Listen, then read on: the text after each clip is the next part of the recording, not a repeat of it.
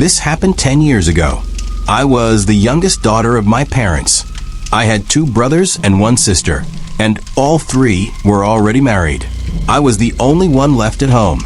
My mother and father worried about me the most. They often said that all the other children were busy with their own lives, and now their only prayer was that I should also get a good proposal so that my life could move forward in peace. My father worked in a private company. His health had started to weaken, but he kept working hard for us. My mother took care of the house, and I helped her with all the chores. We had a small house in the village. In the middle of a courtyard, there was an old neem tree. In the evenings, my mother and I would sit under it.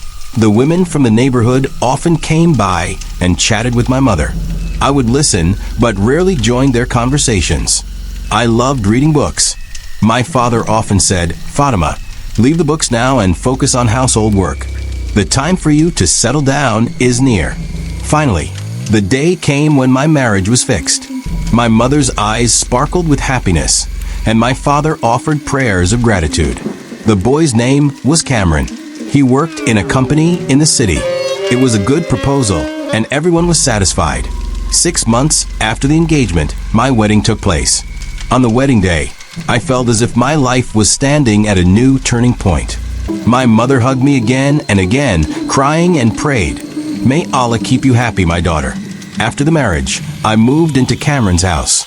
My in-laws were kind and caring. Cameron had 2 sisters and 2 brothers, and everyone looked after me. The first 2 years passed like a dream. Cameron never got angry with me, and his sisters never showed me any harshness. The atmosphere at home was filled with love. I would wake up early in the morning to prepare breakfast for Cameron, then take care of the rest of the household chores. Cameron always returned home in the evening with a cheerful mood. But then one day, something happened that changed my entire life. It was just an ordinary day. I woke up early in the morning, prepared breakfast for Cameron, and sent him off to the office. The rest of the family was busy with their own work. When I went back to my room, I saw in one corner there was an old black shopping bag lying in my room. At first, I thought someone had accidentally left it there, but a strange suspicion rose in my heart. I picked up the bag. A foul smell came out of it.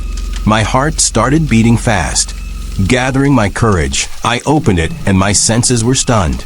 Inside was a rotting piece of meat, some old dried bones, and an amulet. My breath stopped. I wanted to throw it away at once, but some unknown thought kept me from doing so. I wrapped the bag back up and decided I would ask Cameron about it in the evening. From the moment I touched the bag, I began to feel odd. My head felt heavy, as if there was a weight on it. My body grew weak. When Cameron came home that evening, I put the bag in front of him and asked, "Where did you get this?" He looked at me in surprise. "Which bag?" he asked. I opened the wrap, and even he took a step back. "What is this?" he said. I replied, "That's what I'm asking. Where did it come from?" But he kept saying he had no idea about the bag. He showed it to everyone in the house, but no one knew anything. After that, the bag disappeared. I don't know where it was kept, or maybe someone deliberately threw it far away. When I asked, he told me plainly, "Don't worry about it." But the matter did not end there. From the very next day, my condition became strange. I couldn't sleep. I stayed awake at night. Sometimes I would stare at the walls of the room, sometimes at the ceiling. The headache increased. One night, after everyone had gone to sleep, I don't know when I had dozed off. In the morning, when I opened my eyes, everyone was looking at me in shock and worry. Cameron said, "Fatima, you woke up this morning, but you were not yourself. You were staring at everyone as if you didn't recognize us. You didn't even recognize me." Hearing that the ground seemed to fall from under my feet, I remembered nothing, but fear was clear on Cameron's face. After that, my behavior began to change. I often looked at people as if they were strangers. Sometimes I would not answer when spoken to. Sometimes I would suddenly laugh. One day, Cameron's younger sister asked me something, and somehow my hand rose, and I slapped her hard. Everyone was stunned. I myself was frightened, but at that moment, there was someone else inside me. Gradually, things kept getting worse. I was losing control over myself. Sometimes at night, I would go and stand in the courtyard. Sometimes I would go into the kitchen and stare blankly at the utensils. My voice began to change. Sometimes it was thin and sharp, sometimes so deep it sounded like a man's. Cameron and his family became frightened. Finally, they called my parents. But when they came and sat in front of me, I couldn't recognize them either. For even a moment, I didn't consider them my own. All of this was now beyond my control. I no longer recognized myself. The family said there was someone else inside me, but the real truth was yet to be revealed. After that, nights turned into torment for me. Sleep became a forgotten thing. When I closed my eyes, strange images appeared. Sometimes I felt a shadow-like figure standing near me. Sometimes I heard the sound of breathing, as if someone was leaning over my pillow, watching me. One night, I heard a faint rattling sound at the door of the room. At first, I thought maybe it was the wind, but the rattling slowly turned into knocking. My heart trembled with fear. I gathered courage and called out, "Who is there?" No answer came.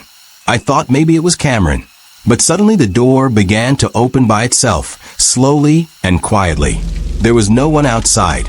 Only darkness and a gust of cold air entered the room. My heart was beating as if it would break through my ribs. At that moment, I felt as though someone was standing behind me. I gathered courage, turned around and looked, but there was nothing. Still, the sound of breathing was clearly audible.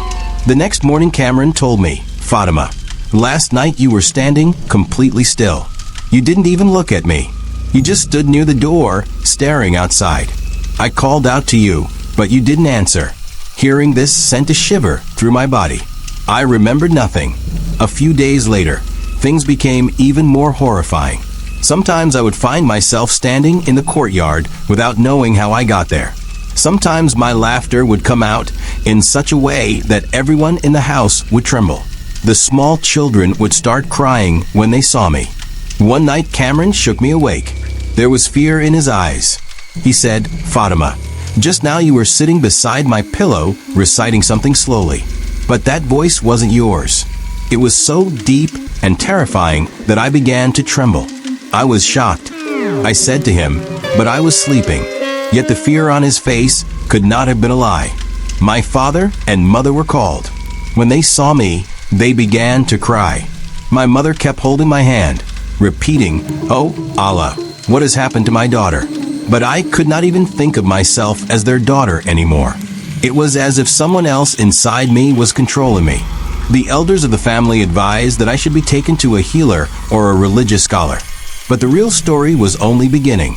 Everyone agreed that I must be shown to a pious scholar or an Emil.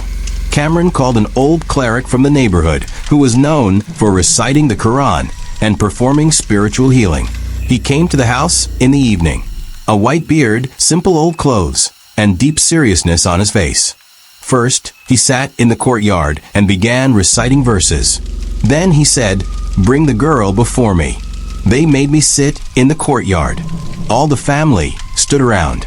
The cleric opened the Quran and began reciting the verses loudly.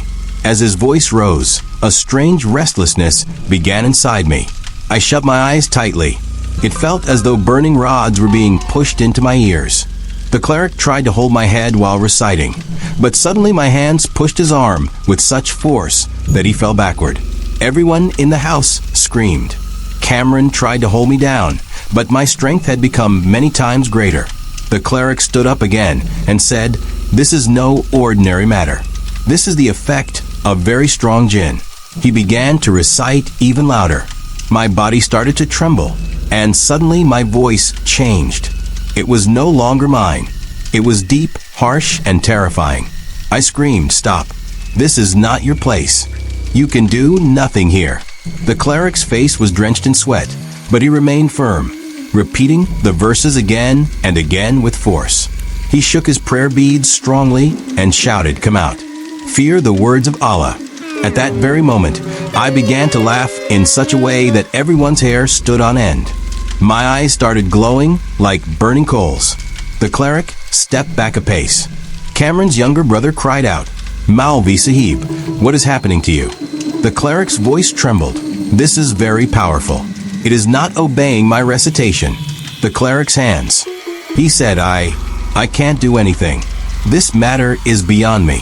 There is someone else here, very old, whose hold is very deep. Saying this, he quickly stood up, gathered his things, and left the house. As he went out, he said only one sentence. This needs someone with very great knowledge. Otherwise, it will not spare anyone. Silence fell over the house. Fear and helplessness filled everyone's eyes. I was sitting in the middle, and that same cold smile still crawled across my lips. After the cleric's failure, the house was like a graveyard. My mother kept crying again and again, "Oh Allah, save my child." Finally, the people of the neighborhood suggested that there was a famous scholar in the nearby town, a man of great courage and knowledge. It was said that even the strongest jinn could not stand before him.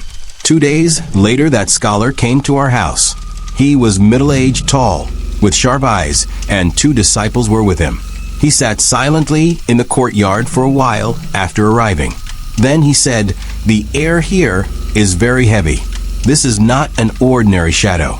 This is an old jinn from ancient times, and there is a human hand behind it too." Everyone in the house was stunned. The scholar made me sit before him. I lifted my eyes to look at him, but he bore my gaze. Then he began reciting verses from the Quran. Suddenly my body began to shake. Words started coming to my tongue that were not mine. I screamed, "This is not your work. You can do nothing to me." My voice was so deep that everyone's hair stood on end. The scholar's disciples tried to hold me, but the strength inside me was such that in one jerk I freed myself from their grip. The scholar spoke loudly, "Speak, who sent you?" Fire seemed to flash from my eyes. In broken words I said, "Black magic was done, and the one who did it is Cameron's own cousin, Nasir." Hearing this, everyone was dumbfounded. From Cameron's mouth escaped, "This name, how do you know this name?" The scholar took a deep breath and said, "Yes, this is all Nasir's doing. He performed black magic to break your marriage. This jinn was bound through that magic." My mother began crying in sobs. Cameron's face turned red with anger and fear. The scholar began his ritual. He started reciting the verses of the Quran in a loud voice. I began to writhe terribly. Sometimes my voice was of a woman. Her voice would turn thin like a whisper, sometimes heavy like a man's. The utensils in the kitchen started falling on their own. The students tried their best to hold me down, but many times it felt as if some unseen force was pushing them back. For a moment, even the scholar staggered. He said, "This jinn is not easy. It is centuries old. It will not be broken in one day." Then he bent towards me and shouted loudly, "I order you by Allah's command, leave this body." I screamed so loudly that the windows rattled. In that moment, sweat was shining on the scholar's forehead. Tiredness was clear on his face, but the courage in his eyes was still alive. He did not close the Quran. Instead, he started reading even louder. The atmosphere began to change. Sometimes sounds came of something hitting the walls. Sometimes of footsteps running on the roof. I fell to the ground, writhing and screaming. My screams were like many voices at once. Sometimes a woman, sometimes a man, sometimes a child. All the family members were pressed against the wall. Their faces were pale with fear. The scholar gestured to his students. They quickly sat hold of my hands and feet. I thrashed violently, but somehow they kept me under control. The scholar roared in a thundering voice, "No one can stand before the word of Allah. I command you, speak the truth. Who are you and why have you come?" Tears streamed from my eyes as if blood was dripping, and from my tongue came that same heavy voice. "I am bound to her. Black magic has been done by Nasir. I will not leave until she dies." Hearing this, Cameron's heart trembled. He stepped forward, but the scholar raised his hand and stopped him. "Stay quiet. Not yet." Then he quickly began reciting verses. His voice was so loud it felt like the house walls would burst. All the utensils in the kitchen suddenly fell to the floor. I screamed so loudly the windows shook. My hair started flying in the air as if caught by a storm. The scholar placed both hands on my head and said in a loud voice, I swear you by Allah. Leave. This body is not yours. Suddenly smoke started rising from my body. The shine in my eyes began to fade. My voice changed and that same heavy tone screamed, I am going. But the one who sent me will still not sit in peace. As soon as that voice spoke, my body gave one last violent jolt and I collapsed unconscious on the floor. The entire house fell silent. All eyes were on the scholar. He too was drenched in sweat, but there was a faint smile on his lips. He said, "Thanks be to Allah. The jinn has left at this moment. But remember, the black magic is still there. The one who did all this will try again.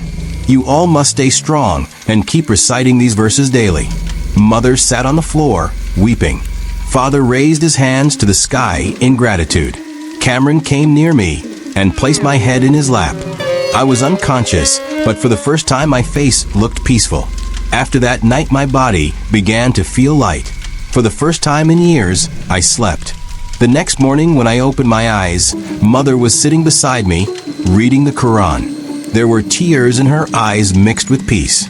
The scholar came to our house every 2 days. He would recite over us and instruct us never to stop the recitation of the Quran in the house. He would say again and again, "The jinn has left, but the effect of the magic will take time to end." For a few weeks, strange dreams came every night. Sometimes a shadow appeared in the dark.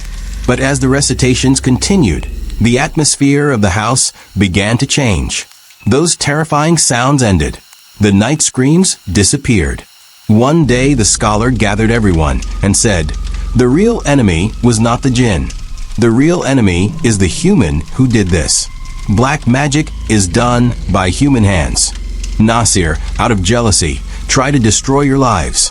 But remember, without Allah's command, no one can harm anyone." Hearing this, Cameron's face showed both anger and sorrow.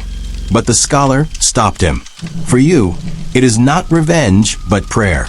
Allah himself will show the tyrant's end." Time passed. Slowly, I recovered. Cameron would hold my hand and say, "Fatima, we will never be apart now. Whatever happened is over." And indeed, a few months later news came that Nasir had been badly injured in an accident and was bedridden. People said he would often wake up screaming at night and repeat, "He is coming to me. He is coming to take me." People believed it was the punishment for what he had done. That day I truly understood how jealousy and hatred can blind a person, and also that before the word of Allah, every false power is weak. Even now, whenever I sit in the courtyard at dusk, those days come back to me. My body trembles. Yet somewhere deep in my heart there is peace. Peace in the belief that if Allah is with you, no shadow, no magic, no enemy can harm you. My friends, this was Fatima's story of fear and trial, but in the end, it was faith and patience that won. Remember, black magic is not a game. It is a sin in which people take the help of devils and jinn, recite forbidden words instead of the Quran, and prepare charms with blood and filth. Their only purpose is to destroy lives, break homes, and steal happiness. But remember, the one who performs black magic first sells his own faith. He distances himself from the mercy of Allah. And as for the one on whom the magic is done, if they hold firmly to the words of Allah, if they never let go of the Quran's recitation, then no magic in this world can ever overpower them. This story taught me that jinn and magic are real, but greater than all of them is the word of Allah. The story ends here, but it leaves a lesson behind. The greatest enemy of man is not the jinn, but another man who, out of jealousy, chooses the path of the devil. If you like this story, give a like and leave a kind comment. Inshallah, we will meet again with another story. And don't forget to subscribe to the channel.